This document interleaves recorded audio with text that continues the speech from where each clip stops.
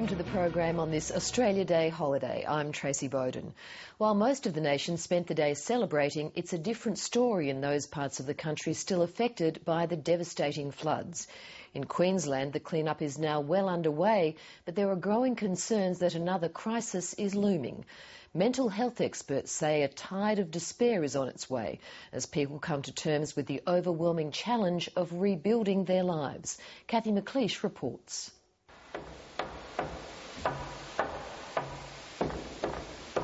Just last week, Peter McMahon's swim school in the Queensland city of Ipswich was under 4.5 metres of stormwater.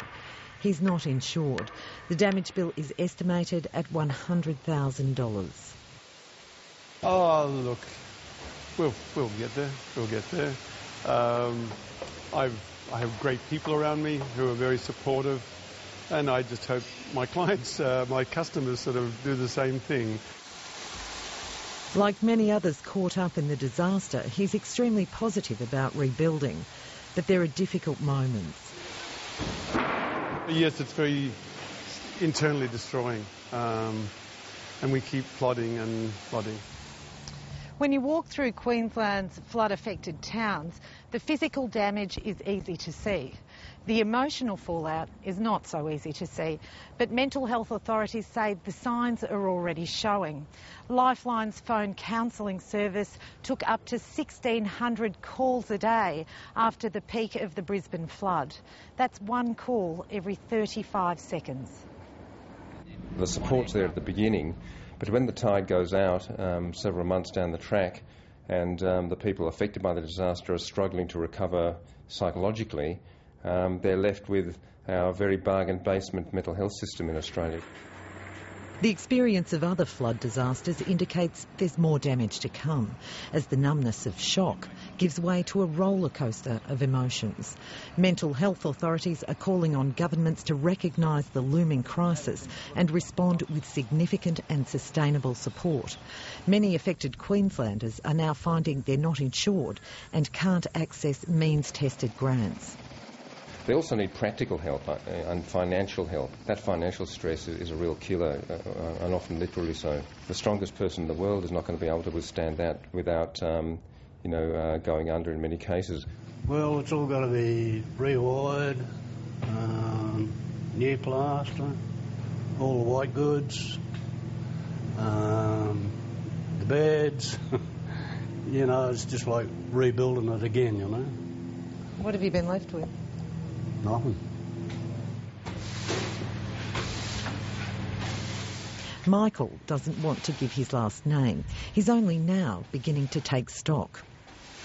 Oh, yeah. All we got is what people have given us, sallies, which I appreciate and like to thank, and the volunteers that help us, and the kids, like me. Well, that's what I reckon. I don't care who. Former Australian of the Year and mental health advocate Professor Patrick McGorry met with Queensland rural flood victims last week. It gets a bit tough a bit further down the track. He says the Aussie never say die spirit won't always be enough. They are very admirable, resilient people who nevertheless will experience an increase of about 10% in mental ill health over the coming months and years. So it's not a matter of weakness, it's a matter of inevitability that these are the health consequences of disasters. Mental health consequences are the main consequence. But Queensland's community mental health service providers, already struggling to cope, are also victims of the flood. The impact was severe. We were flooded completely, lost all of our furniture and equipment.